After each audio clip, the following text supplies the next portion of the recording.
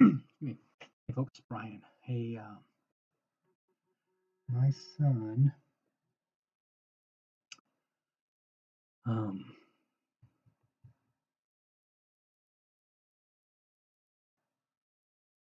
came home from college last fall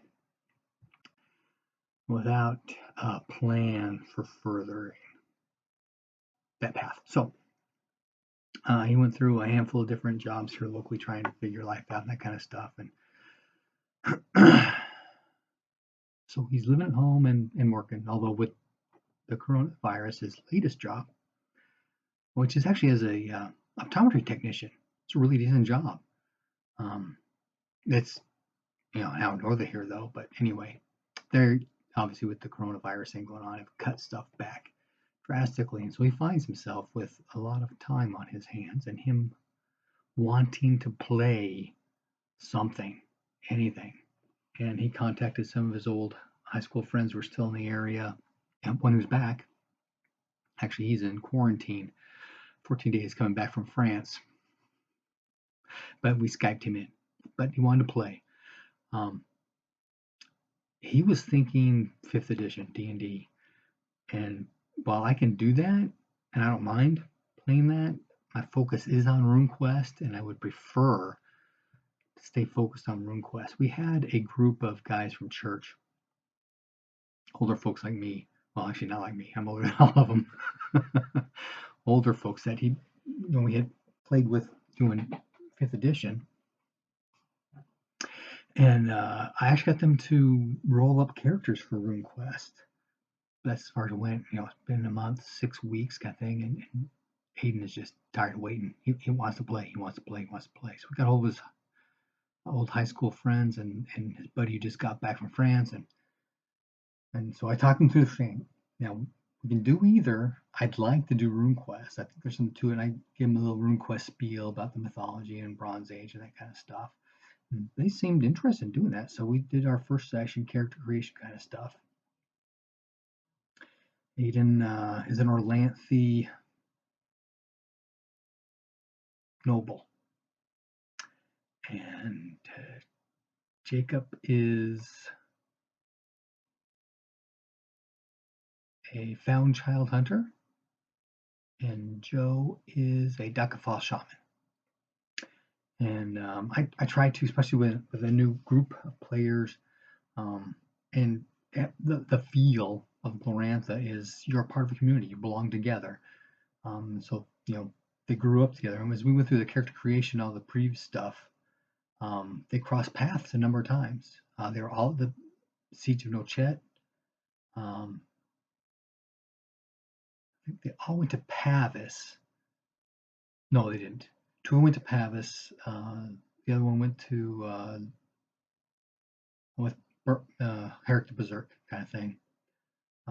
But there was a number of things where they were in the same battle and they all won glory and that kind of stuff. So I had no problem with them having known each other growing up, doing the stuff, connecting, that kind of stuff.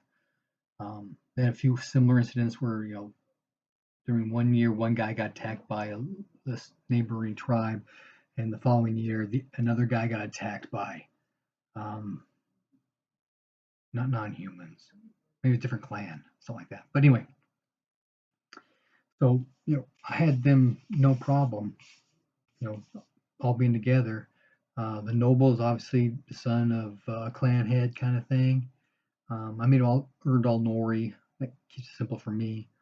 And so Aiden's character, the Orlantha noble, essentially took the place of Harmast in the pre-gen stuff.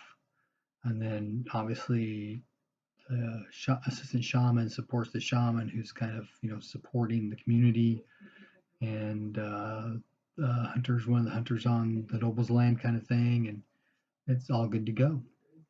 So we did all that in one session. Yes, and then we started. My intention with these guys is to run them through the convention scenarios that I have. And so we started off with a broken tower from the quick start, and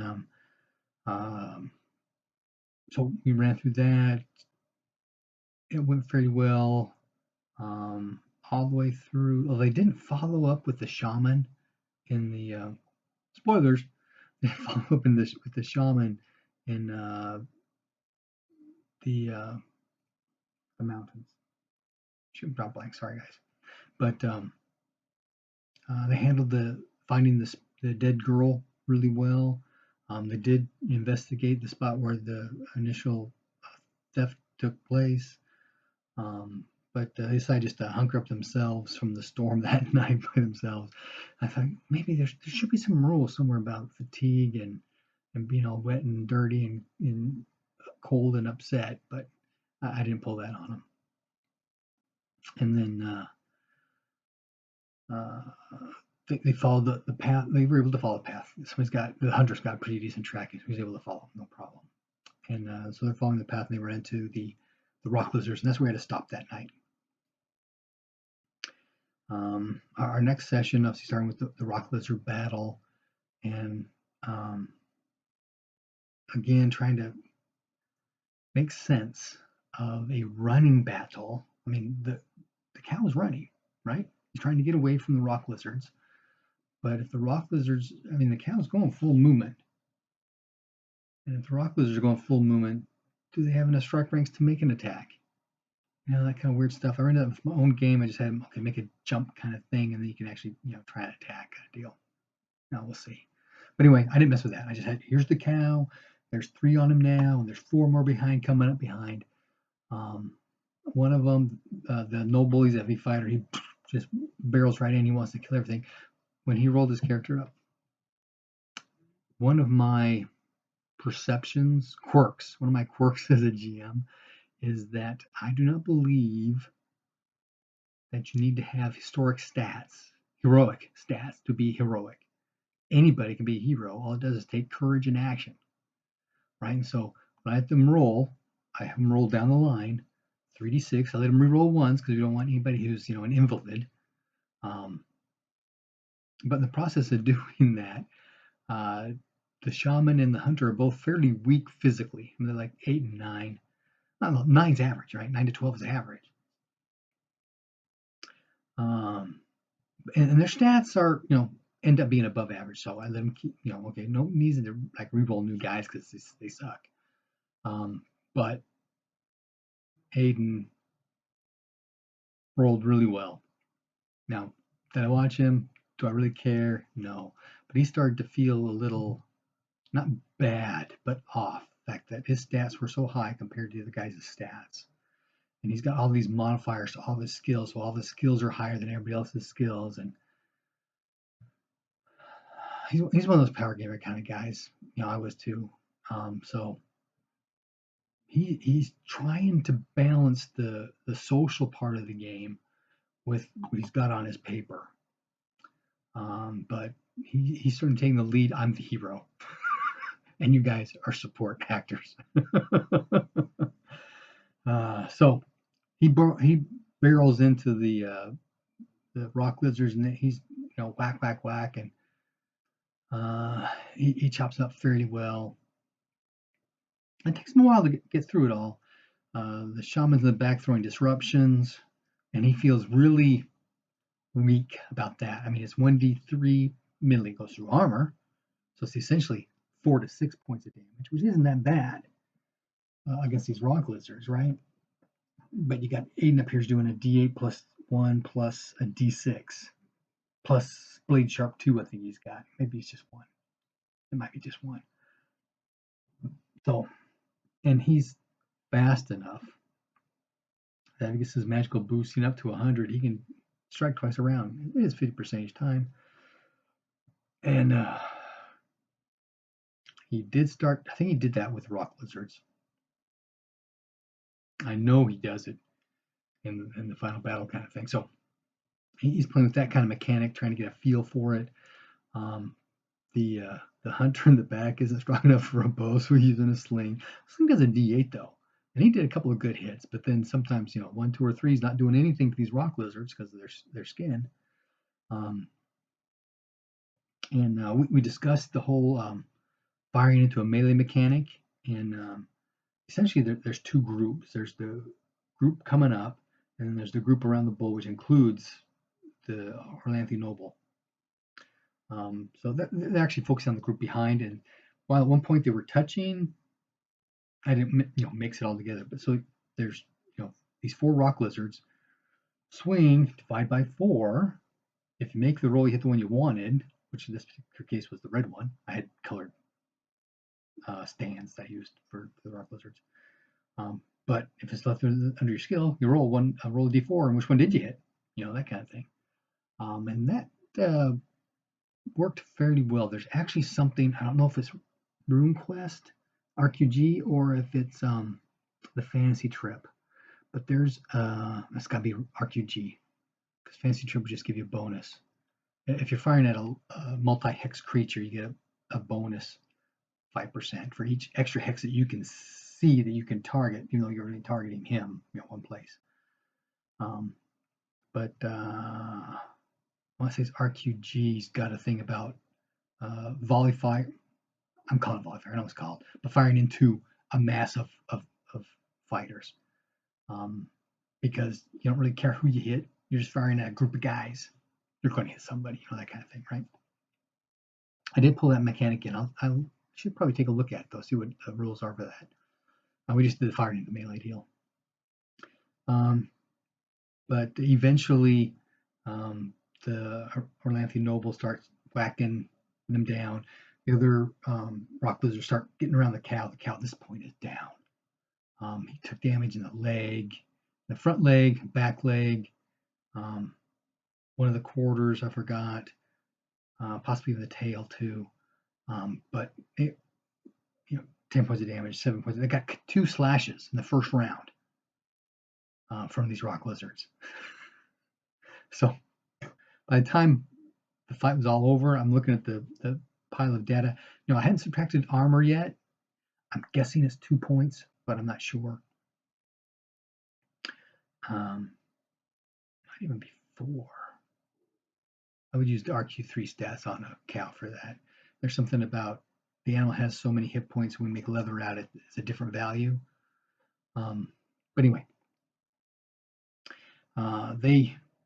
he starts making mincemeat of these guys, and they're trying to swing fire around him. At one time, he does get hit in the back. 2 points, I think, got through to him. Didn't make him very happy. He was kind of upset about that. But they're trying to do what they can do, right? 2 of the rock lizards got damaged enough they just took off. 3 of them 2 took off. Leaves 5 left. 3 dead. Leaves 2 more. He kills the last one. Another one runs off, kind of thing. So a few of them run off. A lot of them die. And that's their exposure to combat in RuneQuest. Taking it really slow. Roll the hit. What's the defense? And rock lizards don't have a dodge. What? Animals don't have a dodge? Yeah, I don't know about that. So they've got no defense. So it's just what you roll the hit with, right? But I talked about the matrix and the types of damage that happen and that kind of deal. And then strike rank 1. We talked through strike ranks because they were thinking strike ranks is rounds and rounds is turns, and so I tried to stop. Terminology means words mean things. We've got terminology for a reason. There's only strike ranks in a melee round. Now spells last for 25 melee rounds. So yeah, there's 12 strike ranks and there's 12 seconds in a round, but they don't mix, that kind of thing, and talk through that kind of stuff. And then I had my strike rank counter out there, 1, 2, 3, and eventually got flowing. But then they get to the point where they're halfway through the melee round on a certain strike rank, and something happens on the table that changes things, and they want to change their mind. Okay, you can do that, but it takes 5 melee rounds before you can start acting on that change you want to do. Just wait till the next round, kind of thing, is what it comes down to. But sometimes it happens early on, and we talked about, hey, I'm going to attack this rock lizard, but if he kills it, I'm going to shoot that one instead. So, that's not a big deal. I have no issues with that kind of stuff. And we talked through all that. So we finished the rock lizards. They head up the road. There's the menhir, the standing stones. They didn't even investigate that at all. They're following the cows. They come to the ancient city, and I show them the little map of that. Of course, the first thing they start, looking on, what's number 1? What's number 4? Don't look at the numbers. What do you want to do? And we talked about this, and then we talked about some language stuff, and they were reading the runes, and they get inside and get lost. They don't really get lost because the guy's got tracking something fierce, and they made some good rolls early on. And the cattle are up there. They want to get to the tower. Well, you've got to get to the tower. There's walls everywhere, So make some rolls. They get there without too much problem. And there's discussion. Okay, what are they doing in front? And the cattle's over. They think the cattle's over there. You're gonna go see the cattle. Okay, we see the cattle. At that point, the crazy gray dog attacks. Since where they are, I just have them throw a javelin. I let the player with the lowest power, who's going to be attacked, to make a luck roll to see if he notices something, so we can take a defensive, just getting a straight stab in the back kind of deal. He does. So he takes it, does his little dodge thing. They gets missed. So they go to attack him.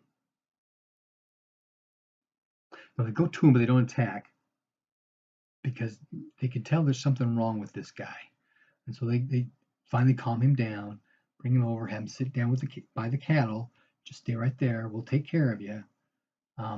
We got to take care of some other business, and then we'll get you back home. So get to the tower, and it's kind of fun because when I first ran this at not Gen Con Origins, when it first came out, I had this styrofoam ring that I wrapped up with duct tape, so it was like this thick, and I cut in half, so it folds out into the ring for the tower, and it's got opening on one end. I loved it. It was a great, cool thing. And I lay it down on my hex map, and I start drawing on it. There's this thing in the middle, and these blood rivulets, and the smell of blood's in the air, all that kind of stuff. I had a great time with that. So I break that out. And I've actually got some real rocks. I picked them out of my garden that I've been picking up over the years for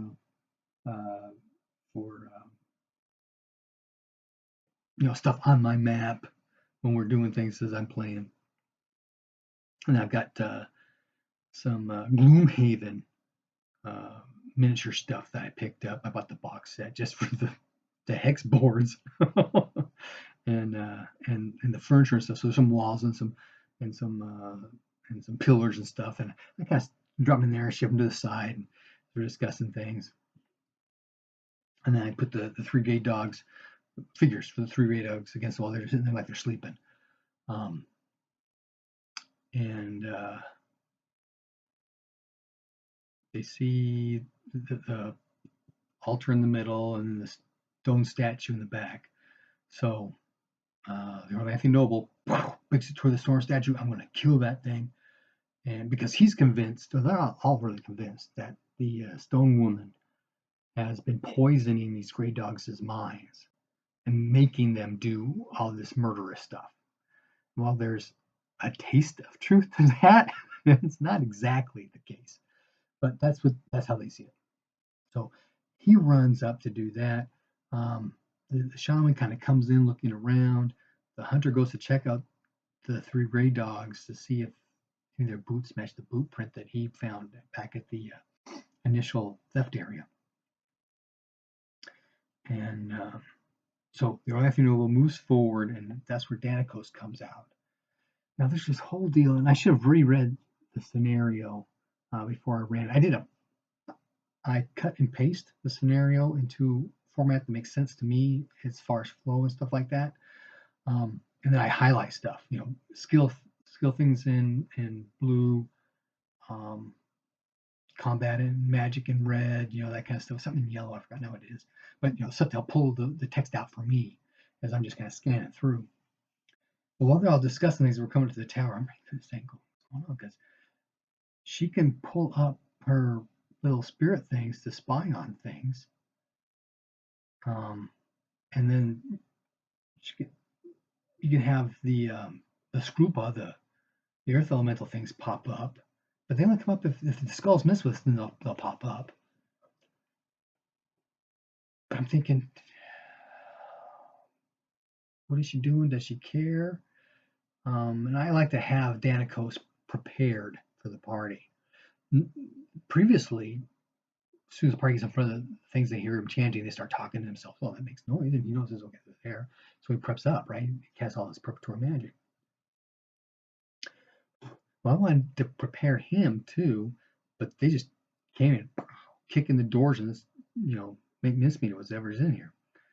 And so I had her talking to him, or the spirit things. Someone's coming. They're getting close. They're at the cattle, because obviously she's concerned about the cattle. So I gave him a round to prep kind of stuff. So he's got his basic magic going. I didn't cast fanaticism yet, but I did have him roll for inspiration on his heirloom for his sword, and he critted that. So once he cast fanaticism, he had a skill with his sword of 210%. That's going to be slash every round, pretty much. And that crit percentage is, what, 12, 13, 14 maybe? No, 12, 12-ish. Pretty decent. He could do some damage if he gets to hit him. But so the noble pulls forward, Danikos pops up, and casts his fanaticism. The noble invokes his air rune to do his sword thing. I think he got a special on that. So he's well over 100% now, so he's going to be striking twice around. That's something I haven't quite nailed down for myself is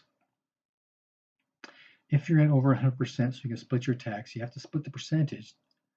But does your crit and special percentage just as well? Part of the rules seem to say that it does. Whatever your end skill percentage is, that's what you base the special and critical on. But another part kind of says that's one of the benefits of having over 100% is your stuff going up. So the way I visualize this over 100% splitting your attack is you're decreasing some of your accuracy because you're so skilled for speed. And that makes sense to me. If you're whacking, well, you don't do single attacks, it's a series of blows and stuff, right? But when you make an attack, that's your focus. But if you're throwing, trying to get two in, that makes some sense to me. Okay, your percentage is lower. But if that's the case, why can you not divide between two attacks as long as you got the speed for it? Do you really need to have 100% to do that? No, you don't. Because I know I don't have 100% sword, and I've gone flurry before trying to get an extra set of attacks in. Obviously, my skill level goes way down, but I might let guys do that. That's something I'll talk to my players about because obviously if they can do it, the bad guys can too. But my bad guys, because I've rolled randomly, their stats aren't always that great. They've been consistently in the 7-8 strike rank range with their weapons. But then the guys they're currently fighting have got short swords, which is takes longer anyway. So I kind of, do we do it? Do we not? Do we keep the percentages? Do we not? Because there's a give and a take on that. Oh, sorry, that's still on 24 minutes already. Anyway, so Danikos tries to cast his fanaticism and it doesn't work. 5 more strike ranks, 2 more. Then the round he tries again, doesn't work. So during that round, the noble is casting Blade Sharp. You're trying to beef protection too, that kind of stuff on him, to beef himself up, and then moves up on him. At that round, he's got his fanaticism off. Danikos gets a special on him. I don't remember where. Hurt him pretty bad. But the multiple attacks around with the noble's percentage way over 100, he hits him a couple of times. But with his 3-point armor and 2 points of protection. That's 5 points of armor. That's hard to get through, even with a broadsword and a D6 bonus. So, but essentially, he took them down without too much difficulty. Now, while this is going on, the shaman is climbing over the rocks to get up above where the bad guy is. That takes him three rounds, to get there. And the hunter moved to back up the noble, but didn't fire. He's just prepared to launch. So once that's done, everybody starts looking around to do their stuff. They've noticed at this point that the screw pod in the middle in the altar has stood up and is looking around. And then the voice comes. It's pretty cool. I think it's cool. I had taken a translation of what she said and put it through Google Translate for a couple of different languages. Something I would think, no, this probably sounds like Earth speech, or this kind of sounds like Old Thealan. And then I transliterated it out in my screen, so I actually say it out to them in these languages that nobody understands. What's she saying? And then she says it again. It's different language, these other words. And then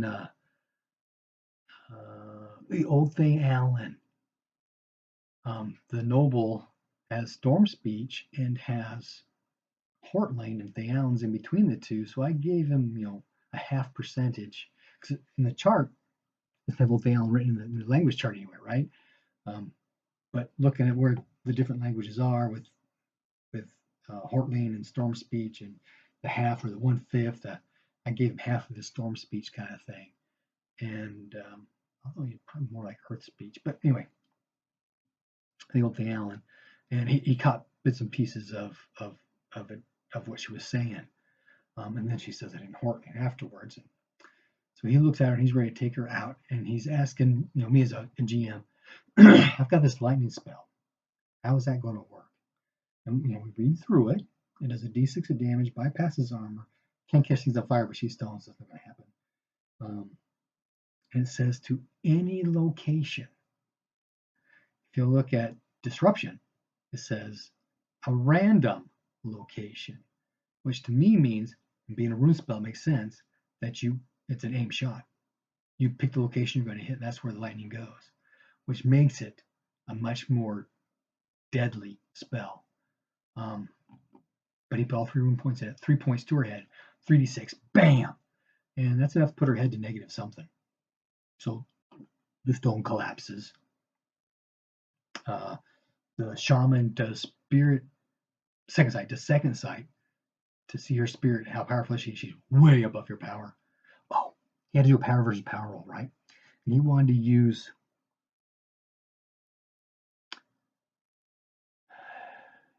his devotion to Orlanth to augment his power versus power resistance roll. Okay, yeah, I can see that. That makes sense to me. So he gets a plus 20 on his power versus power resistance roll, which is 0, but always 5%, right? So 25. He rolls like an 18. 3d6 to her head. She goes down. Second sight, spirit way stronger than yours. And so the noble, because she's not dead, right? Takes his sword and starts hacking that stone head off. At that point, okay, maybe she's dead. So the second sight sees the spirit seep away into the earth. Yeah. Oh, I forgot. When the hunter checked out for the boots, because he had that blueprint from before, you don't recognize any of these blueprints. That doesn't match the one you're talking about, but all these guys are dead. Yeah, their throat's been cut. Their front is covered with blood. Until they all start freaking out. But anyway, fight's over. They cut off Danikos' head. They go and get Varaneth or whatever his name is, the crazy guy, and they get the cattle, make a couple of herding rolls, get them out, take them back to Clearwine. They present him to the clan chief's wife. She recommends sending him to the Shalanaroy temple and clear wine. So they do that till he recovers, and then we talk through this part about taking Daniclus's head, escorting him and Daniclus's head back to the Grey Dog Village, explain everything that happened. They get a couple points of reputation.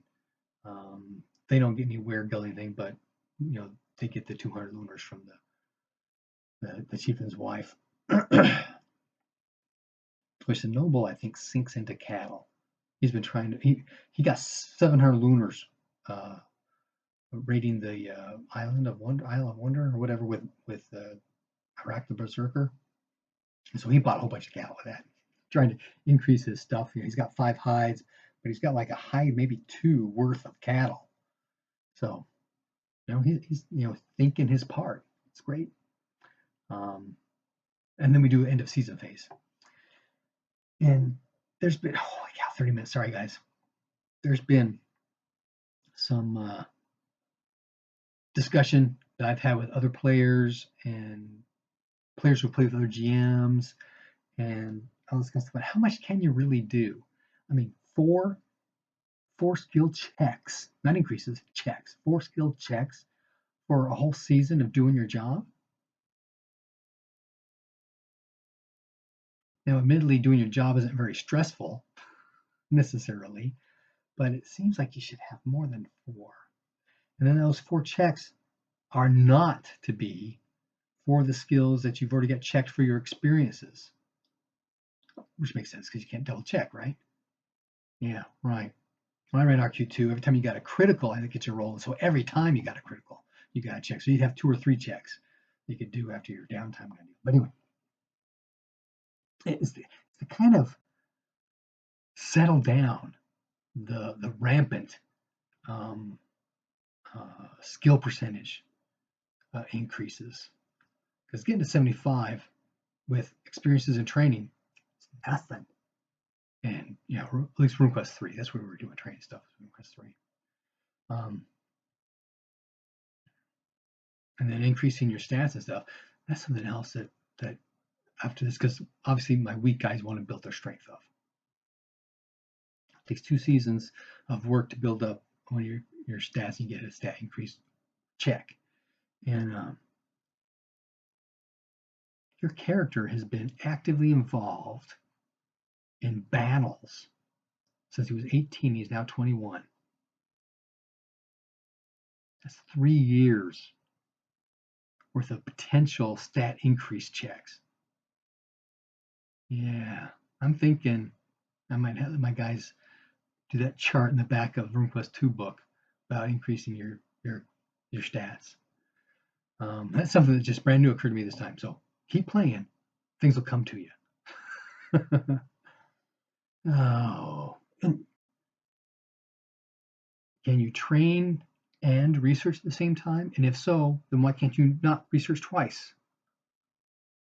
Or train twice? Well, I can see not training twice because training takes time and effort at somebody else's place, but research is on your own. You can do it at your own pace, own time. Well, if you're not doing training with somebody else, you can certainly use that time to do research. So there's some of this balance kind of stuff I'm trying to figure out still. But we'll find out what's happening. Happy gaming.